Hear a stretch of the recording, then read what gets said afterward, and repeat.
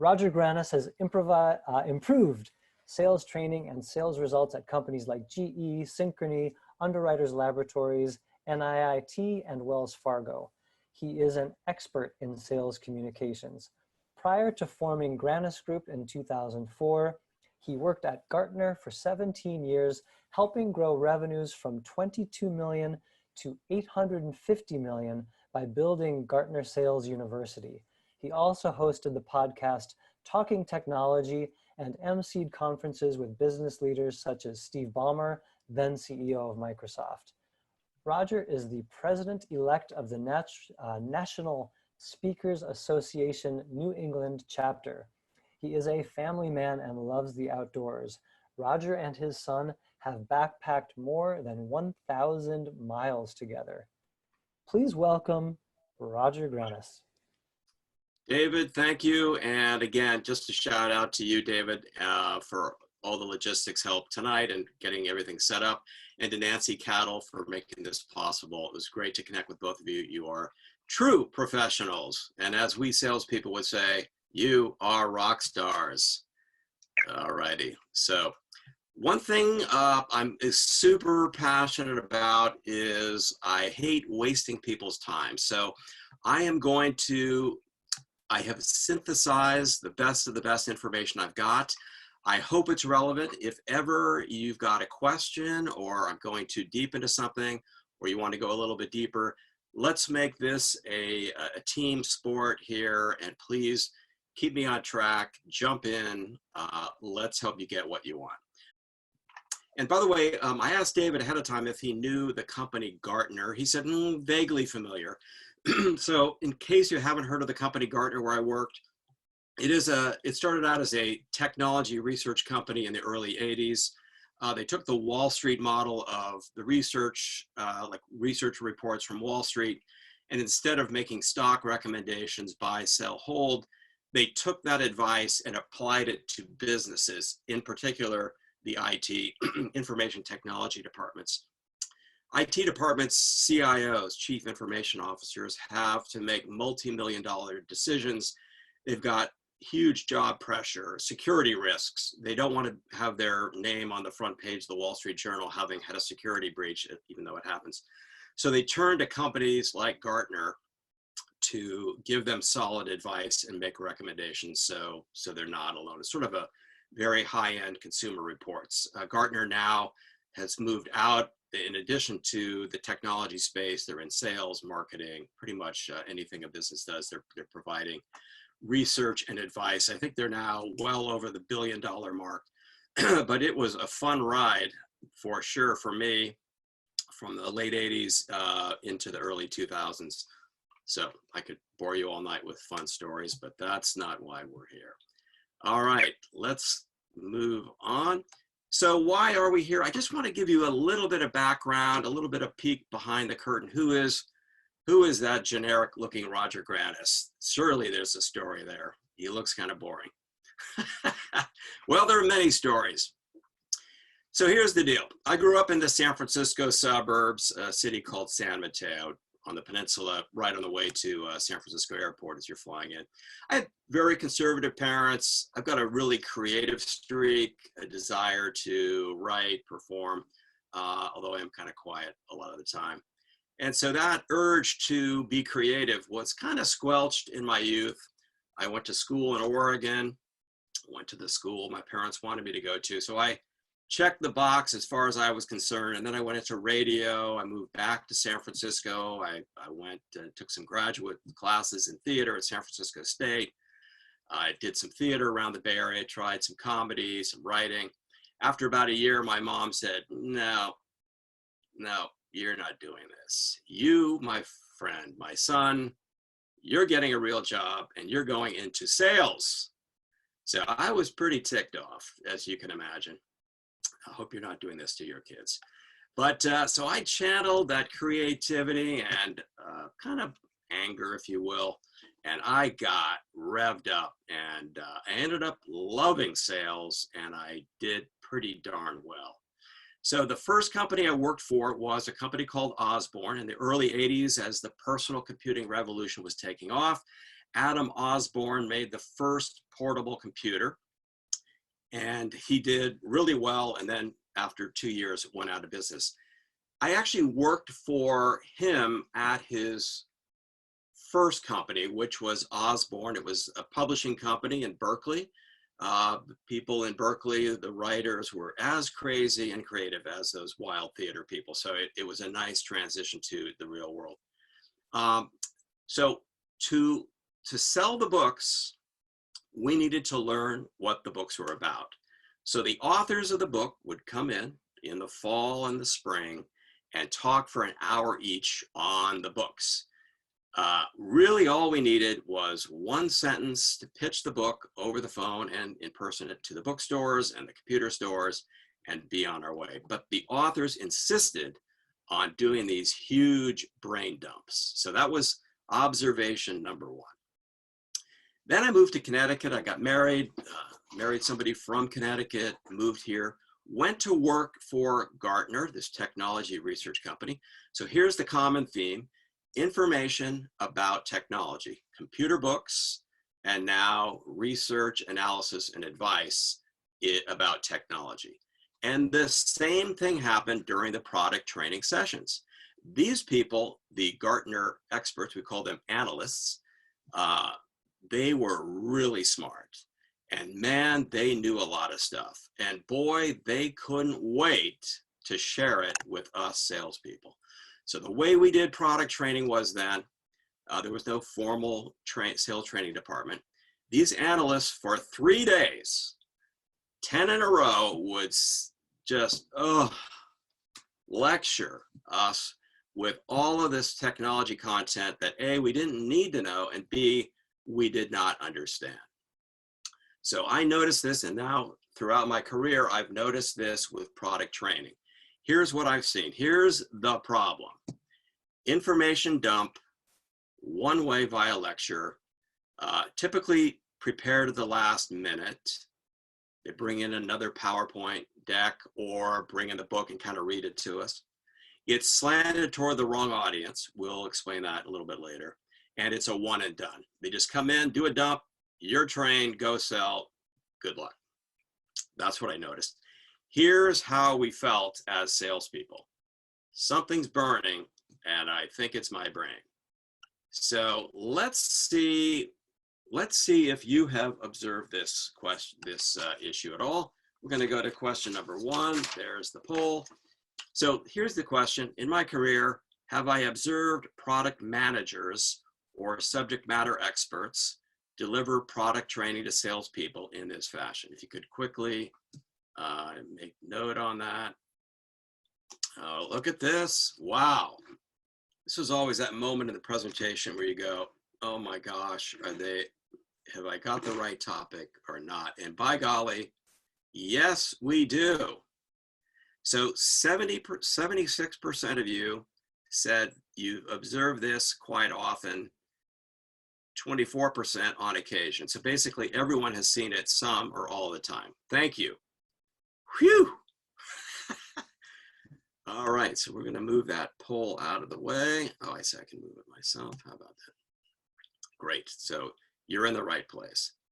So the purpose of this talk is to explain how to solve this problem based on my experience and, more importantly, some research that we are conducting. So we are, we're going to go back a second. I don't want to belabor this, but since the problem is so prevalent, you know it, you know the cost. The salespeople don't trust the product managers. We lose time not only in training, but the opportunity to launch this product. If the salespeople are confused, they're not going to sell it. The product may be canceled. A lot of companies will have a failed first launch and give up, or do a relaunch.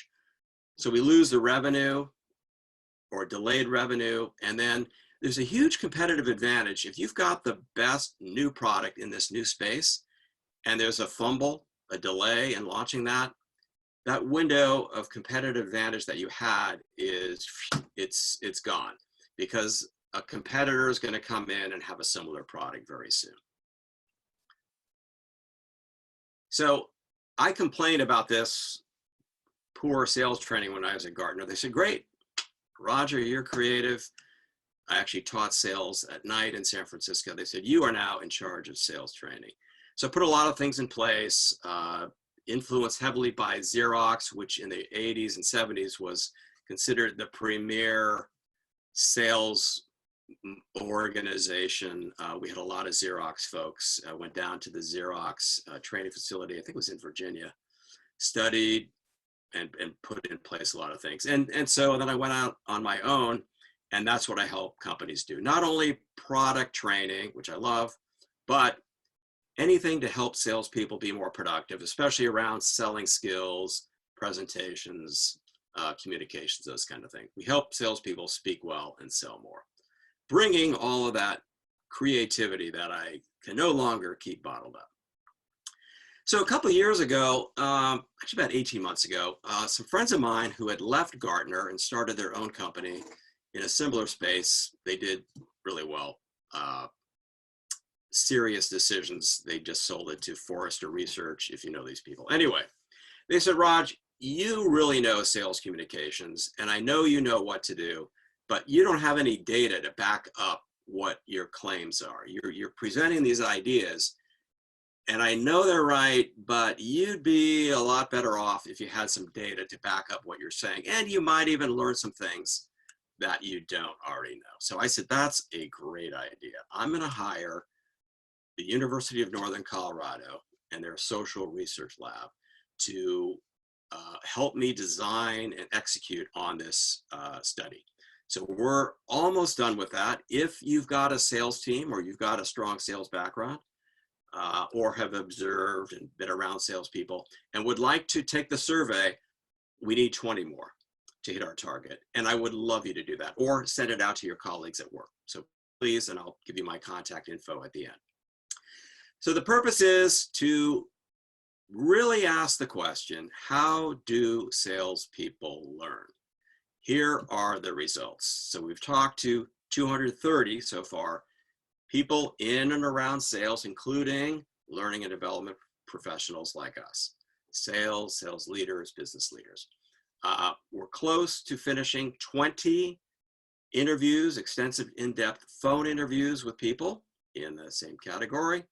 The target has been B2B sales professionals. Well, the majority of respondents have come from the industries that you see there. Professional services, done a lot of work in finance and banking, technology certainly, healthcare, consumer products.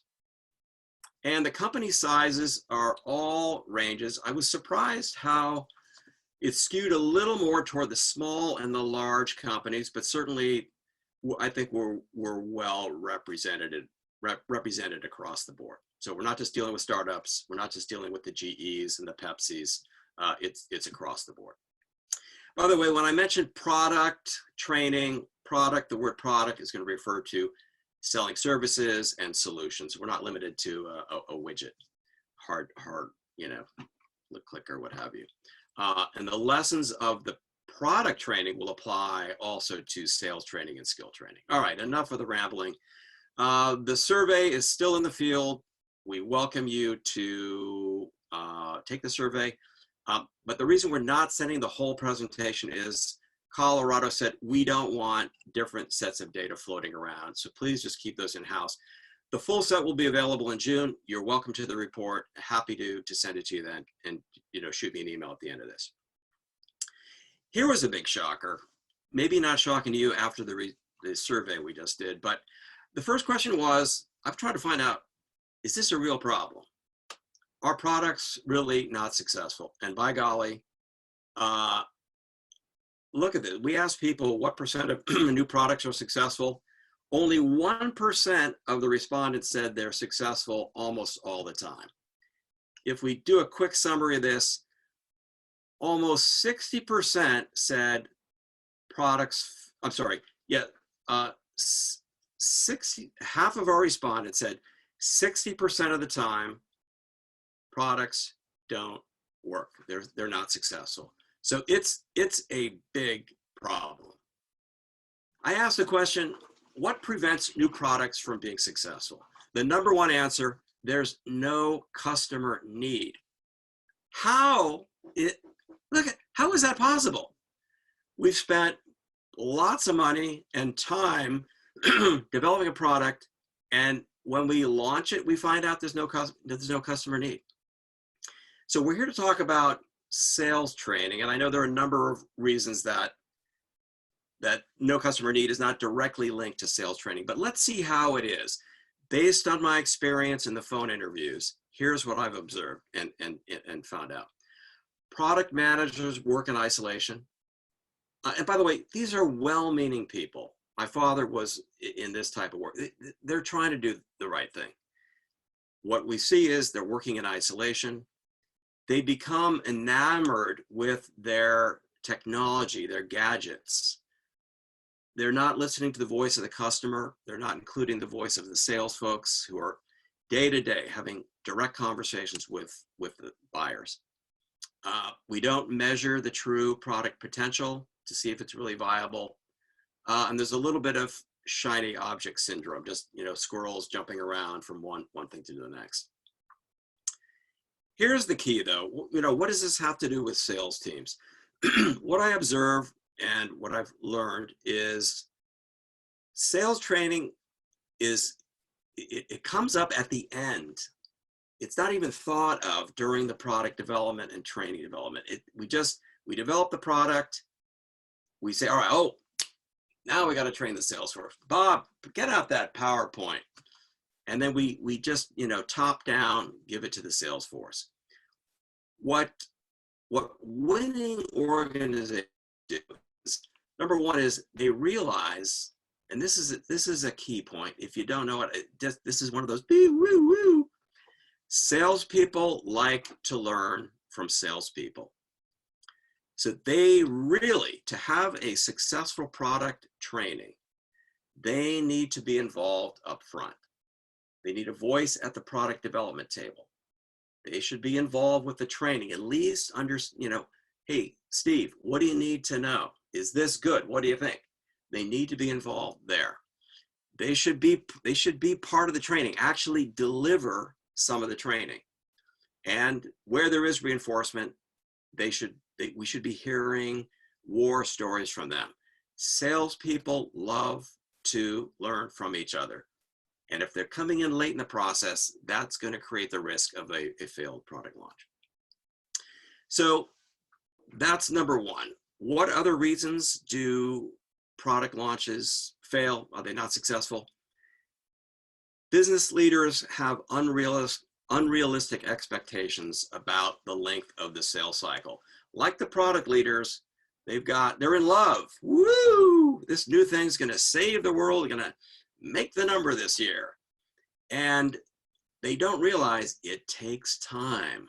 It takes time to train the salespeople, to have them internalize it, get it into their systems and get the word out, work through some of the bumps and the roadblocks. So we've got to have realistic expectations there. Poor marketing, lead generation, and sales tools. Now, the other truth about salespeople, I'm one, and I can tell you this, is we do like to whine, complain, make excuses, and maybe you've seen that yourselves. So I'm wondering if part of this answer is tainted by that. And then poor sales training, which we can certainly have a direct impact on ourselves. All right, let's go to polling question number 2. Have you observed resistance to selling new products in organizations where you have worked? All right, thank you, David. So have you observed salespeople hesitant? Are they resistant to selling new products? Yes, 38%, 15% no.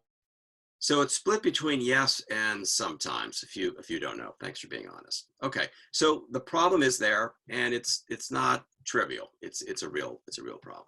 Yeah, in my survey, similar results, 67%, pretty much in line with what we just said. I think we're at 72. But yes, salespeople do resist. And here are the reasons. Here's another flash. If you don't know salespeople, Here's a look at what's really going on. Number one, it takes less effort to sell existing proven products. Salespeople like the path of least resistance. If they've got to make an annual sales quota of, let's say, $1 million, and there are 10 products, they're not going to go out and sell the 10 products equally. They're going to find out which products are the hottest and which ones will get me to the $1 million the fastest.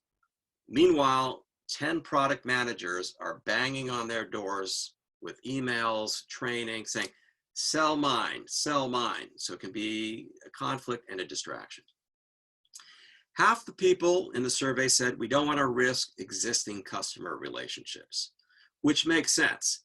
If we don't trust the new product, we're hesitant, we don't know the customer need. Wow, I've spent 15 years developing a relationship with Susan at 3M, and I'm going to try to sell something to her that I know is not fully baked yet. I'm not feeling real good about that. So that's another reason salespeople resist. Too much pressure to achieve short-term goals. So sales managers want results fast, but the sales cycle for new products is longer than the existing products. So the salespeople are like, you're making me hit a quarterly number. I can do it a lot faster with this product than I can with the new one. They have doubts about the new product. And here's another insight. Salespeople fear we don't know enough and will sound unintelligent. This is a real truth. Salespeople don't like to admit that, but we are motivated by fear. I did an assignment with a large company in New Jersey. I don't remember the exit, 51 maybe. And we did a session where we had a product leader get up and talk about a day in the life, and then a salesperson get up and talk about the day of life. It was to bridge the gap between the two and really address this whole training issue. The salesperson was the top producer, every year, 200, 300% of quota, super successful. And he opened his soul and he said, folks, I am driven by fear. I am so afraid of failure and not making my number. That's what drives me. Anyway, so he was driven by fear. So salespeople don't want to look stupid. So it's really important that the sales training we put together is simple, clear, in language, in concepts, in terms that they understand, because they want to look sharp. And if we throw all this tech speak at them, too much information, they can't synthesize and digest it, they're gonna freeze up. So hopefully those map some of the things that you see. So here, I've heard this conversation in the hallway in Orlando after huge kickoff sales meetings. The company just spent several $100,000 flying everyone from all over the world into Orlando. Big kickoff meeting. The product leaders have just dusted off their PowerPoint training the night before, hoping for to get the salespeople riled up. And here's what we hear: "Hey, are you going to sell the new product?" "No way. I've got a quota to make." And the new product is there to help you make the quota, to hit your number, to make sales, but they're not going to sell the new product. So what do salespeople need? I alluded to this earlier. We need it to be easy. And I know salespeople, my son has been supporting salespeople in the job that he's got. He said, "Dad, they are a bunch of slackers. They are just lazy. They don't fill out the order forms right. I've got to go back a million times." That is true, and that's another problem to be fixed. But salespeople do want things to be easy. They want the content simplified. They want to feel confident going on sales calls, and they want to avoid embarrassment. And we can directly impact that, how we communicate to them. All right, here's another question we asked. How often have you experienced the following in product training? No reinforcement or follow-up. So my good buddy, Patty, who may be on the call. Hello, Patty, if you're here, thanks for being here. She was the sales enablement guru at the division of GE where we've done work. She's my client. And she said, we just don't follow up. There is no reinforcement. So this is a prevalent mistake. It's 72% of the time, and it's an important fix we need to make to add reinforcement to the initial training. As I mentioned earlier, training is developed at the last minute. I didn't know if that was just my observation, but it's certainly confirmed here. So again, just look at it. The product leaders put in a lot of time developing the product. It's trials, beta tests, trials, fixing the issues. They're exhausted by the time they've got to train, and they think we're just going to use the materials we've been using to, in the product development phase. Not that doesn't work. So we need to influence that and fix that. The salespeople were not tested for learning. There's no inspection. And in fact, the trainers dazzled salespeople with new features, but didn't teach us how to sell. Again, that's what we all collectively agree just a little bit earlier. Okay, so how do we fix this? We probably know this in our roles that we're in as learning and development professionals, but we know we've got to invest the time and the budget and have the budget to develop training. Perhaps can be a little more influential, have a stronger voice in convincing the sales leaders to give us some budget to develop the training properly. You can use the report that you'll get in a little while to bolster your case, perhaps. We need to have a multi-phased training approach. Again, you as professionals know this. You can't just do the old sheep dip and expect people to change their behaviors and know what they need to know. No, we need to have a multi-phased approach. I just think we need to have better connections with the sales leadership teams and make a better case so that we're true partners in developing training and not just, they're little workers off to the side. One thing we can do, I've done a lot of this, is to teach product managers the sales process and the principles of training. A few people in my phone interview said, the best companies I've worked for, when somebody from sales or product management join the company, they both go through the same exact onboarding. What are the benefits? What is our sales process? What is the sale? How do we do sales? What's the sales process? What is our sales training methodology here? So something to consider, to have the product managers go through the same curriculum when they're being onboarded. And as I said earlier, involve sales throughout the process. I talked to a large consumer products company, and they had some false starts. These are multi-million-dollar investments when they develop a product with all the testing and whatnot that they do to make sure it works. Despite their voice of the customer, despite the testing and refining of the product, they didn't work because the salespeople were not engaged as part of it. So they now, from step one, when they're even thinking about a new product, the sales team is represented there at the beginning. All right, here's the meat and potatoes. What information do salespeople need to be successful with new products? What the existing model is, don't do it this way, is an information dump using the wrong information. In fact, let's talk about that wrong information. I mentioned earlier one of the things that I observed at Osborne, which was later bought by McGraw-Hill, and Gartner. The information is slanted toward the wrong audience. You as learning and development folks probably know this. Let's just make sure we're all on the same page. So when a new product comes out, there's an information factory developing content. You've got to do a business plan that's going to go to the CEO. You've got to do an operations plan that's going to go out to the factory. But in terms of messaging, kind of linked to what we're talking about here. The prospects need a certain set of messaging. The customers, once they bought the product or service, need a different set of messages. And then the sales force needs a different set of messaging. The mistake is we think that we can take the messages for the prospects or the customers and just deliver it to the sales force.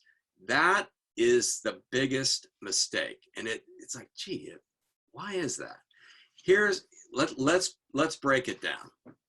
So prospects need marketing content, which is the written word. That's all designed. The marketing content is, it will talk about the problems that they're facing and how it's solved, but it will also tease up and explain the new offering from that, from that prospect perspective. And it's written in the written word. Customers need a user's guide. How do I use the product? What happens if it breaks? What do the different parts do? How do I install it? It's a user guide. And it is also delivered in the written word. The salespeople need to have sales conversations. It's a whole different thing. None of that sales conversation content can be found exactly from the marketing content or the user guide. So, bits and pieces, sort of, but it's got to be spun differently. And most importantly, it is delivered in the spoken word. The salespeople need a script, much like an actor in a movie would need to know his or her lines. So that's something you all can teach to the people who are helping you write the content, the training content for the sales team, the difference between the written and the spoken word. So I hosted this Gartner podcast, Talking Technology, for 9 years. I did 1,000 interviews. We had transcript of every single interview. And if you look at the transcripts compared to the research reports that these technical experts wrote, that they had, so let me just make this clear. I'm probably been a little fuzzy here. So we would interview the Gartner technology experts to explain the hot issue, what's the problem, and how do we solve it. And our clients, listeners of the podcast, wanted things simplified and netted out. So by getting them to talk about these concepts, and certainly it's easier to listen to the podcast than to wade through this dense written word content. If you held the research report next to the spoken word, you'd see some big differences in the content. So the written word, they're longer sentences, they're complex. So they're like qualifiers and clauses. So for example, a complex sentence would be, before Bob climbed the tree, he brought his father outside to make sure he would be safe climbing the tree. So there's that clause, before Bob went out to climb the tree. So those are complex sentences. The written word tends to use bigger words and it's more flowery language. The spoken word, which is what we want to aim for when writing sales training content, shorter sentences, simple declarative sentences. Bob climbed the tree. He called his dad. His dad came out. See spot run. We tend to use more real words, like to call them street smart words. Words salespeople would actually say, what would come out of their mouth. And by street smart, I don't mean crass or slang, but just real words, not flowery words for the fancy sake. And it sounds like real talking. So it's important to know the difference and to either write in the spoken word or to teach the people helping you write, like the product managers, create their content in the spoken word. There's a great way to do that is to interview the salespeople who perhaps already know about the product, record them, get a transcript, and pretty much just lift those exact sentences, maybe with a little bit of polish, but get those spoken words that work already and capture them and spread them out to the rest of the sales force. So again, this is on the theme of what I see is going wrong. There's different content for prospects and customers. The most commonly misused content for sales training is customer training. Once they buy the product, how do I use it? The salespeople, yeah, they need to know how to use it, but they need to know a whole lot more. So that is the most common problem. Here's a little catchphrase. Don't show and tell, teach how to sell. Don't show and tell, teach how to sell. So what do salespeople need for how to sell? They don't need the show and tell with all the product details. They need to know why. Why is this product, solution, service important? What's the customer need and what's in it for me? And by the way, I would love to have Julie, who's the top producer in Arizona, tell me why she's excited about it, more so than Steve, the product manager, who's been working in the laboratory for 2 years. I will trust a salesperson more than I will trust the product manager. Although there are product managers who are sort of in the sales department circle and they're like trusted people. But the first thing in training for salespeople, you've got to get them hooked. I love salespeople, but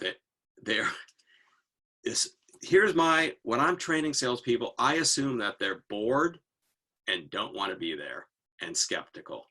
And if you go with that mindset, you've got to work extra hard to get their attention, think through why are they skeptical, and quickly erase those doubts. In fact, that all should be done in the sales training development phase where we've had respected salespeople participating, but let's say we don't have that. It's just the product leader coming in. Start with why. And it follows a logical sequence of what do salespeople need to do? Okay, I'm sold now. Who am I calling on? What is the need? What kind of probing questions am I asked when I get there? And at some point, yes, I'll give a product overview. So let's see what the survey said, and we're gonna dig deeper on this because this is the meat. So what information do salespeople need to be successful? Number one, understanding the customer need or challenge. What is the problem we're trying to fix? Who has that problem? What is their title? What department are they in? How am I going to get to them? And yes, we absolutely need a clear description of the offer with features, benefits, the value. But as or more important is that understanding the problem. We need to know probing questions. We want to sound intelligent on calls. What are 3 or 4 probing questions I can ask to uncover, to explore, to diagnose, to see if this prospect in fact has the problem to enough degree that it's a viable prospect. And we want third-party proof, success case studies with return on investment. There were other answers. These are the top 5. I didn't want to, overwhelm you with too much information. And make sure that we as trainers address these, include this content. If nothing else, you don't remember anything, just ask this. We should know what the company's sales process is and map the content we create to that sales process. Again, I said this earlier, just think through, all right, well, what does a salesperson do? Well, they're playing golf. Okay. But after that, what are they doing? Well, they've got to sell stuff. We're going to identify some prospects. All right, I'm going to get an appointment. So we need to train them how to get the appointment. What have we done in marketing? What am I going to say on the phone? What email might I send? All right, we've got an appointment now. So I've got to plan the call. Okay, what can we help them do to plan the call? Well, if you're researching a company, you want to find companies that have these problems, A, B, C. We've had the best luck with companies who are installing a new whatever. So you want to help the salespeople plan the call, do some research to see how big of a problem they might have. and to go in with information. This has been one of the biggest trends in sales over the last 10 years.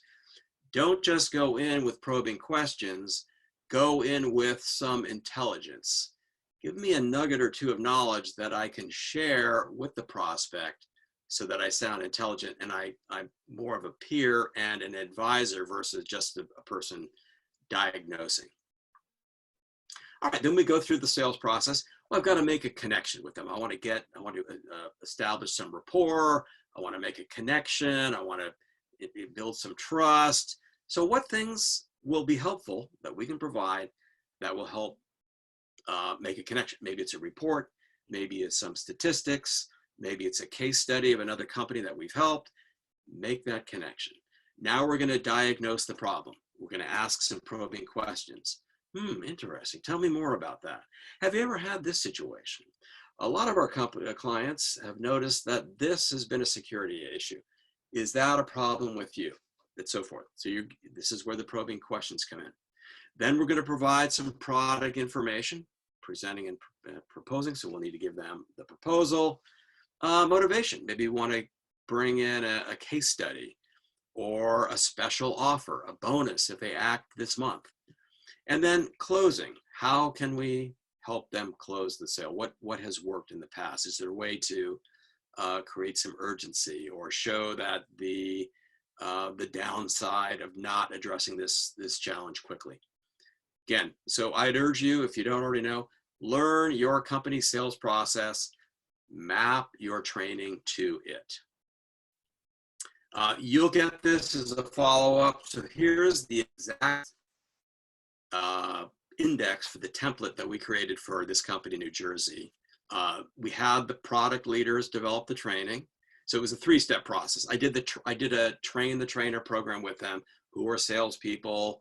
Think about your favorite teacher. What did they do? What elements from that teacher can you incorporate into your own training? So principles of training. What are salespeople like? And then here is the content you need to create. So we actually had them do 14 PowerPoint slides, starting with number 1. Why is this a challenge? Let's share a success story. Let's have a salesperson stand up and say, I did a pilot sale of this, and guys, I couldn't believe how quickly it sold. Again, now this will just follow the logic that we just described, pretty much similar to the sales process. Who are the target companies? What are the titles of the buyers we need to call on? What sort of corporate business objectives will we ultimately positively impact by bringing in this solution? So it's not just a departmental solution. It's also it links to strategic corporate objectives. What does the customer need? What is the pain?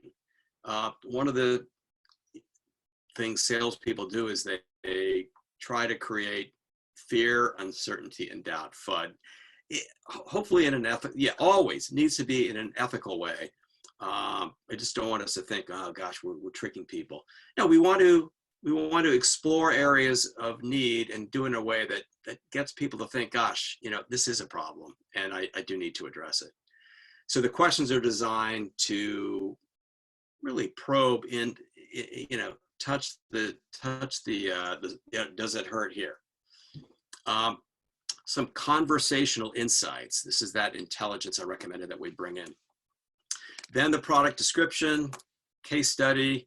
We need to know objections and how to overcome them. Not 18, but the top 2 or 3. What does the competitive landscape look like? What are some sister solutions or sister products that we might want to bundle with this new product? Because the new product, on the positive note, can be a great way to go back and call on customers where we've got like no news. So on the positive side, a new product is a great way to reopen a door that's been, getting a little dusty. And then what sales tools are available? What's available in the, online to help explain the product, show prospects and whatnot. What sales tools are available to help make the sale? We also have them include a glossary, the terms that may come up. Again, salespeople don't want to look stupid. So what are some terms that my prospect might bring up that I want to know so I'm not like deer in the headlights? And then because they were actually doing the training, we had them come up with a workshop activity. So the three-step process I did for this client was train the trainer, work with them after they wrote a draft of this training module, did some editing, coach them, and then actually facilitated and emceed the kickoff meeting. So that worked great. Where if you have limited time, you're not going to develop all the training yourself, train the product managers to do it well and work with them, or get somebody from the outside to help. You want to package it in this way. The PowerPoint deck, some of the terms out in the sales world today, which you may be using, a battle card, or a sales playbook, a conversation guide, a cheat sheet, a tip sheet. Use the language, use the lingo that your company is using, whether it's battle card, playbook, what have you. All right, let's go to question number 3. We're now going to move into talking about training delivery. What is the best method for a breakthrough product, a best delivery method for a breakthrough product? And by breakthrough, I mean brand new. So one of the companies I interviewed makes tires. So not just like a new tread, but a breakthrough product that is let's say a smart tire that actually measures and gives feedback by your phone about gas mileage, a distinct new category of product. At this point, we got face-to-face regional or district sales meeting at 70% and face-to-face global sales event at 30%. And that's most of the votes in at this point. That's great. Thank you. Yep, that is there it is. That is absolutely in line with the survey. Thank you. Yeah, the number one is a small-ish regional or district sales meeting. We like that. We're tribes. Let's say a district is 12 people, maybe just a group of 12, or the 36. Just did a 4-city swing before COVID in the fall of a product training. Chicago, Philadelphia, Dallas, San Francisco. People like that small group. And certainly do a little bit of pre-work, have the training, do some coaching and afterwards.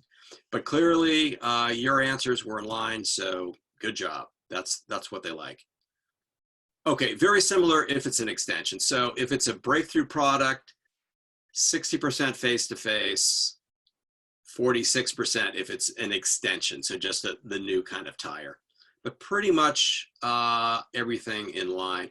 I was surprised that e-learning scored so low, because there's, at least in my impression, in my experience, what I read is, it seems like the huge push on e-learning, but the most preferred and effective way is that face-to-face for those products, especially the breakthrough ones.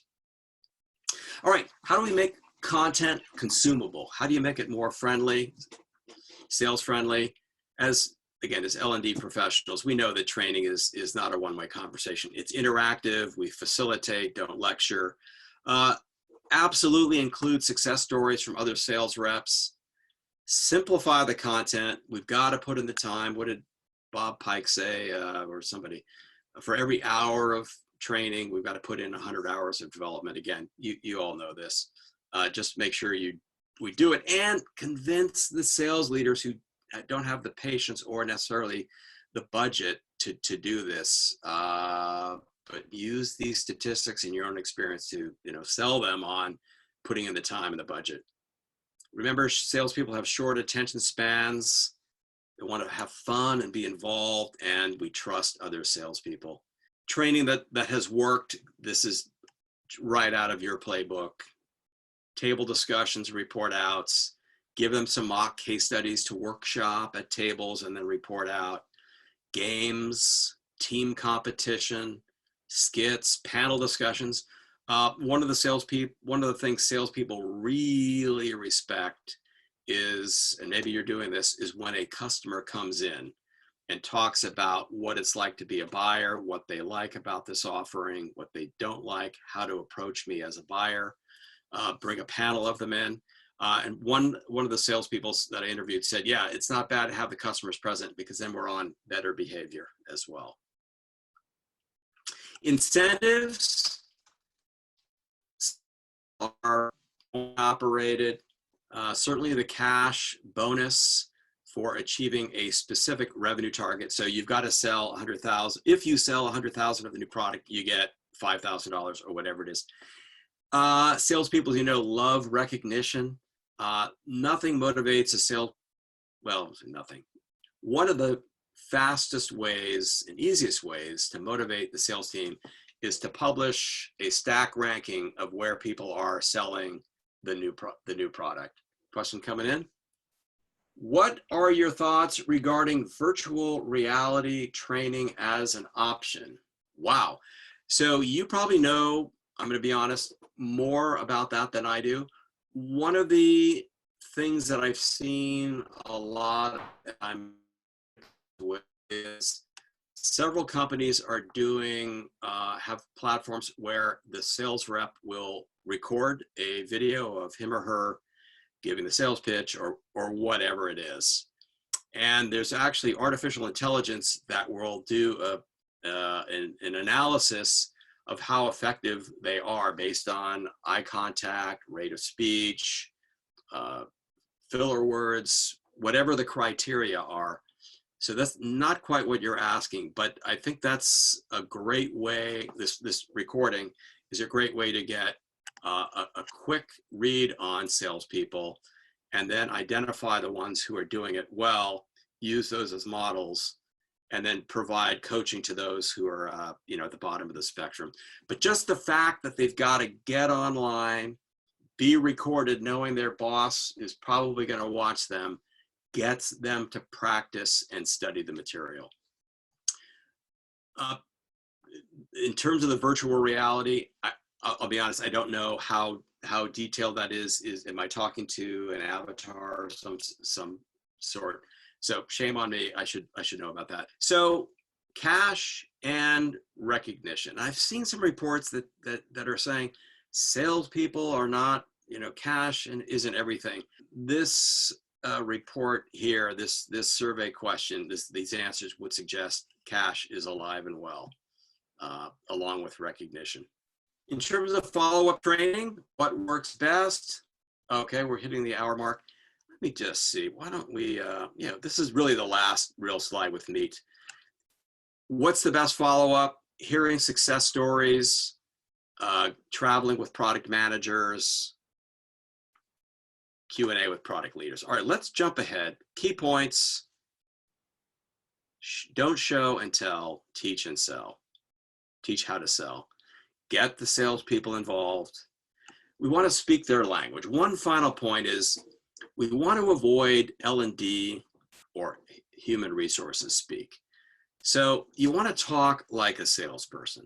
So when I was at Gartner and somebody from HR or learning would come in and they would use terms like, even though we know they're the right terms, it's just the choice of words. What are your learning objectives? How many participants? Where on the Kirkpatrick level 4 evaluation do you want to come? I'd like to create a job aid for you. So to a salesperson, that sounds like kind of like ivory tower speak.